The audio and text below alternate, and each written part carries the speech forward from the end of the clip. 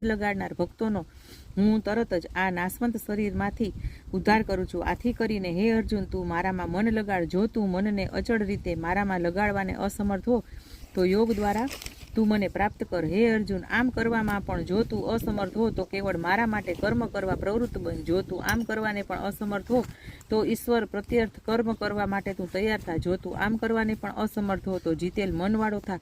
મારા પ્રાપ્તિરૂપ યોગને આધીન થઈ અને સૌ કર્મોનો ફળનો મારા માટે ત્યાગ કર. કર્મના ફળનો ત્યાગ કરવાથી તને શાંતિ મળશે. જે બધા જ પ્રાણીઓને સરખા માનનારા, મૈત્રી, કરુણા, મમતા રહિત, નિરહંકાર, સુખ દુઃખમાં સમાન, હાનિ લાભમાં સંતોષી, યોગમાં તત્પર, સંયમી, મારામાં દ્રઢ નિશ્ચયવાળો અને મારામાં અર્પણ કરવા મન બુદ્ધિવાળો હોય છે તે ભક્ત મને અત્યંત પ્રિય છે. જે હર્ષ, શોક, ક્રોધ, ભય એને સંતાપ રહિત, અપેક્ષા વિનાનો, પાપ રહિત, નચિંત, પવિત્ર અને ચતુર છે તે મારો પ્રિય ભક્ત છે.